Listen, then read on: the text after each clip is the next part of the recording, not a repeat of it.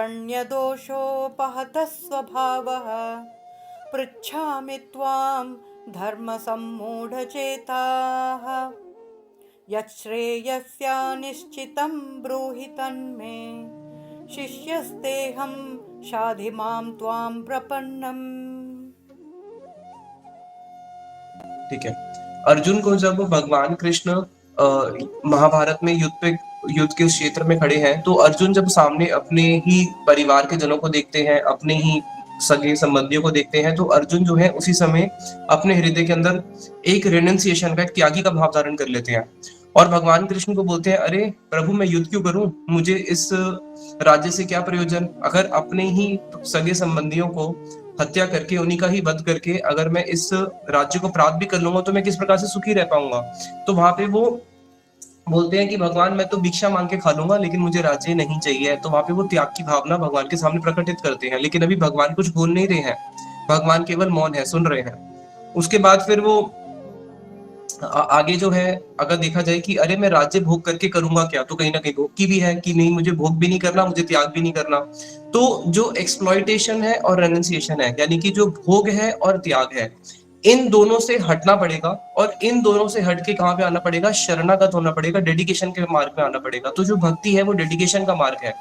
अब ये श्लोक है जहां से भगवत गीता का वास्तविक आरंभ होता है, जब अर्जुन शरणागत होते हैं, इसके बाद ही भगवान उनको उपदेश देना शुरू करते हैं। इससे पहले भगवान ने कोई उनको विशेष उपदेश दिए नहीं है। तो यहाँ पे अर्जुन भगवान के प्रति सरेंडर होते हैं और क्या बोलते हैं, कार्पण्य दोष उपस्वभावा पृच्छामि त्वां धर्म समूढ़ चेता, कार्पण्य दोष उपस्वभावा पृच्छामि त्वां धर्म समूढ़ चेता यश्रेयस्यान्निश्चितं ब्रूहि तन्मे शिष्यस्तेऽहं शाधि मां त्वं प्रपन्नम। क्या प्रार्थना कर रहे हैं, कार्पण्य दोष उपद स्वभावा, मैं कार्पण्य रूपी दोष से ग्रस्त हो चुका हूँ, कार्पण्य दोष उपद स्वभावा पृच्छामि त्वां धर्म समूढ़ चेता। प्रभु मैं आपसे पूछता हूँ, क्योंकि धर्म के विषय में मैं समूढ़, धर्म समूढ़ चेता, धर्म के विषय में जो है मैं मूढ़ हो चुका हूँ, मुझे नहीं पता कि अभी मुझे क्या करना चाहिए। क्या मुझे राजभोग करना चाहिए या मुझे त्यागी बन जाना चाहिए। अभी तो दो ही चीजें चल रही थी ना। एक हमारा कीर्तन है, जिस कीर्तन में बताया गया है, ककेनो भोगेनो कखेनो त्यागेनो ए सब छलना मन नाचे ओहे प्रेमेरा ठाकुर गोरा, कि हमारा जो मन है इन्हीं दो चीजों में नाचता रहता है, कभी भोग कभी त्याग, कभी भोग कभी त्याग। लेकिन भोग और त्याग इन दोनों से ऊपर उठ के कहां पे आना है, शरणागति का जीवन जीना है। तो फिर आगे अर्जुन क्या बोलते हैं, यश श्रेह स्यान निशितम ब्रूहि तन्मे, हे प्रभु यश श्रेह स्यान निशितम, जिस मार्ग में मेरा श्रेय होगा आप मुझे वो मार्ग का दर्शन दिखाइए, उस मार्ग का मेरे को दर्शन कराइए, कौन सा जिसमें मेरा श्रेय होगा। तो शिला भक्ति सिद्धांत सरस्वती ठाकुर प्रभुपाद जी बताते हैं कि देखो दो मार्ग है, एक है प्रेम मार्ग और एक है श्रेय मार्ग। प्रेम मार्ग वो होता है जो मुझे प्रिय लगता है, और श्रेय मार्ग वो होता है चाहे वो मुझे प्रिय लगे या ना लगे, लेकिन उसमें मेरा श्रेय होगा। और जितनी भी दुनिया भगवान के पास जाती है या किसी गुरु के पास जाती है, वो श्रेय मार्ग के लिए नहीं जाती, वो प्रेम मार्ग के लिए जाती है। अगर आप देखो आज लंबी लंबी लाइनें लगी हुई है, कहीं पे अगर सभा हो रही है, कोई साधु बैठ रहे हैं जिनके पास सिद्धि है, तो लाखों लोग वहां पे आ रहे हैं, किस लिए, श्रेय मार्ग के लिए नहीं, अपने प्रेम मार्ग के लिए। मंदिरों में आज लाइनें लगी हुई हैं, किस लिए, ये चमत्कारी मंदिर है, वहां पे जाके मेरा प्रेम मार्ग, प्रेम मार्ग का अर्थ है जो मुझे प्रिय लगता है वो वस्तु भगवान से मांग लेना। लेकिन यहाँ पे अर्जुन ने भगवान से क्या बोला, धर्म समूढ़ चेता, प्रभु मुझे नहीं पता, धर्म के विषय में मैं समूढ़ हूँ, और इसी को ही शरणागति बोलते हैं। और यश शेह स्यान निशितम ब्रूहि तन्मे, हे प्रभु आप मुझे वो उपदेश दीजिए जिससे मेरा श्रेय होगा। और भगवान के पास कभी भी जाके हमें अपनी लिस्ट नहीं लेके जानी चाहिए, भगवान के पास हमें जाना चाहिए कि प्रभु मेरा श्रेय कैसे होगा। सनातन गोस्वामी जी महाप्रभु के पास आए कि मने हित है यह नहीं जानी, मुझे नहीं पता मेरा हित किसमें है, प्रभु आप ही बताओ।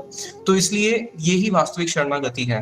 क्या, शिष्यस्ते अहम शाधि माम त्वम प्रपन्नम, प्रपन्नम का मतलब होता है शरणागत होना। प्रभु आज मैं आपके शरणागत होता हूँ और मैं अपने आप को आपका शिष्य मानता हूँ। इससे पहले तो सखा वाला संबंध था ना, तब तक तो भगवान ने उपदेश दिए ही नहीं।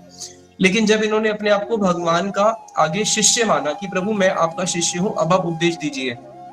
शिष्य का अर्थ क्या होता है, शिष्य का सिंपल सा अर्थ है संस्कृत के अनुसार, जो शासन स्वीकार करे उसको बोलते हैं शिष्य। तो जिस दिन जीव भगवान का शासन स्वीकार करने के लिए प्रस्तुत हो जाएगा, उसी दिन से उसका मंगल निश्चित। अर्जुन का मंगल निश्चित। क्यों? क्योंकि अर्जुन ने क्या किया? शिष्य अस्ते हम शादी माम तो प्रपन्नम, कि प्रभु मैं आपके शरणागत हो गया और मैंने अपने आप को अपना शिष्य मान लिया, जिसको कल बताया था ना, यस मैन या नो मैन। तो जो जीव भगवान के शरणागत होता है उसका कभी अमंगल हो नहीं सकता, और जिसने भगवान की शरणागति स्वीकार नहीं करी उसका कभी मंगल हो नहीं सकता। तो जो मनुष्य जीवन है वो मनुष्य जीवन ही एक ऐसा जीवन है जिसके अंदर हम भगवान के प्रति शरणागत हो सकते हैं। अब यहाँ पे जो अर्जुन भगवान कृष्ण के प्रति शरणागत हुए हैं, ये शरणागति कौन सी है इसको अच्छे से समझना। कई बारी असुर भी भगवान के प्रति शरणागत हुए, जो भगवान के साथ, क्या नाम था उसका, जयद्रथ नहीं, जिसने 18 बारी मथुरा पे वो किया था आक्रमण, बार बार भगवान उसको छोड़ देते थे, वो बार बार भगवान के पास आता था और शरणागत होता था। तो वास्तविक, हाँ जरासंध, हाँ जरासंध, जरासंध, हाँ कंस का वो ससुर। तो वहां पे क्या था, शरणागति, वास्तविक शरणागति क्या है इसको समझेंगे हम। वास्तविक शरणागति है, दो प्रकार की शरणागति होती है, एक होती है कंडीशनल शरणागति, एक होती है अनकंडीशनल शरणागति, जिसको बोलते हैं हेतु या अहेतु। तो जो कंडीशनल शरणागति है, जिसके अंदर हम भगवान के प्रति शरणागत तो हो रहे हैं लेकिन हमारी कंडीशन है कि हाँ मैं अब ये व्रत रखूंगा, अब मैं इतने दिन मंदिर जाऊंगा। जैसे देखा होगा भारत में कई लोग करते हैं ना कि मैं 21 दिन का सोमवार के व्रत रखूंगा, या फिर मैं इतनी बारी गोवर्धन की परिक्रमा करने जाऊंगा हर पूर्णिमा। तो उसके पीछे कहीं ना कहीं एक भौतिक हेतु होता है कि हाँ मेरे को ये वस्तु मिल जाए, इसके लिए मैं शरणागत हो रहा हूँ। तो जहां पे भी शरणागति, जो कंडीशनल शरणागति होती है, जो किसी भौतिक वस्तु के लिए या फिर अपनी किसी इष्ट, अपनी किसी इच्छा के वशत होके जो भगवान के प्रति हम शरणागत होते हैं, वो वास्तविक शरणागति नहीं है। वास्तविक शरणागति है जिसको बोलते हैं अनकंडीशनल शरणागति, जिसमें अर्जुन ने क्या बोला कि उस अनकंडीशनल शरणागति का लक्षण क्या है। अनकंडीशनल शरणागति हमेशा श्रेय मार्ग के लिए होगी, प्रेम मार्ग के लिए नहीं होगी। प्रेम मार्ग के लिए जो भी शरणागति होती है वो कंडीशनल शरणागति होती है। ध्रुव महाराज जी ने भगवान का शरणागति किया, कंडीशन था, क्या कंडीशन था, मुझे क्या चाहिए, मुझे इतना बड़ा राज्य चाहिए, वहां पे कंडीशन था ना, इसलिए शुद्ध प्रेम डेवलप नहीं हुआ। इसलिए अगर आप देखो जो हमारी बृहद भागवतम के अंदर जहाँ पे भक्ति का स्तर आता है, वहां पे भक्ति के स्तर में ध्रुव महाराज जी को इंक्लूड ही नहीं किया। ध्रुव महाराज जी को इंक्लूड क्यों नहीं किया? क्योंकि उनके अंदर एक कामना थी कि मुझे बहुत बड़ा राज्य भोगना है, इसलिए वो भगवान के प्रति शरणागत हुए। लेकिन भक्ति का जो द्वार है, भक्ति का द्वार, गेट, जिस गेट से हम एंटर होंगे, जो भक्ति का द्वार है, जैसे होता है ना कि एंट्रेंस एग्जाम देना है आईआईटी के लिए, जेई ट्रिपल ई के लिए, आईएएस के लिए एंट्रेंस एग्जाम दिया जाता है। एंट्रेंस एग्जाम क्यों दिया जाता है? अगर आप उससे पास हो गए तो आप एंटर हो गए। तो उसी प्रकार से भक्ति का जो एंट्री द्वार है वो ये श्लोक है, क्या है? शरणागति। जब एक जीव शरणागत होता है वहीं से ही उसकी भक्ति आरंभ होती है। तो भक्ति की पहले सोपानी क्या है, जो गेट क्या है, वो है शरणागति का। कौन सा शरणागति? श्रेय मार्ग के प्रति शरणागति, प्रेम मार्ग के प्रति नहीं कि मुझे ये भी चाहिए, मुझे वो भी चाहिए, उसके लिए जो आप उपाय बोलोगे भगवान के शरणागत हो जाऊंगा, नहीं, वो वास्तविक शरणागति नहीं है। वास्तविक शरणागति कौन सी है? जिसके अंदर हम भगवान के प्रति अनकंडीशनल शरणागत होते हैं, जिसके अंदर हमारा कोई भी कंडीशन नहीं है, जिसको शीला भक्ति विनोद ठाकुर जी का एक कीर्तन है जिसमें बोलते हैं, बहु दुख पाइनु स्वतंत्र जीवन है, कि मैंने अपने स्वतंत्र जीवन के अंदर बहुत दुख पाया है। क्यों? क्योंकि जीव को भगवान ने एक स्वतंत्रता दी है और हमारे ऊपर दोनों ऑप्शन है कि मैं अपनी स्वतंत्रता के साथ जीवन जीऊं या फिर मैं अपनी स्वतंत्रता को त्याग के भगवान के प्रति शरणागत हो जाऊं।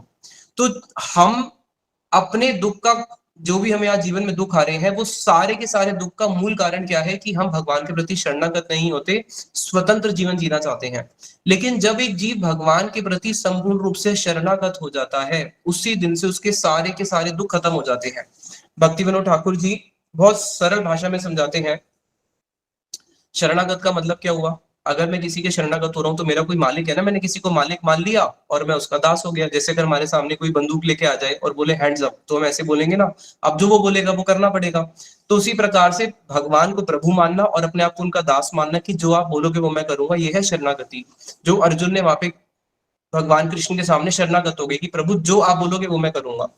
तो शीला भक्ति विनोद ठाकुर जी अपने कीर्तन में बिल्कुल सरल भाषा में बोलते हैं, तुम्ही कृष्ण दास कर ले ए विश्वास तार आर दुख नहीं, कि जिस दिन तुम ये विश्वास कर लोगे कि मैं कृष्ण का दास हूं, उसी दिन से तुम्हारे सारे दुख खत्म हो जाएंगे। हम जीवात्माओं के सारे दुख का मूल कारण ही क्या है?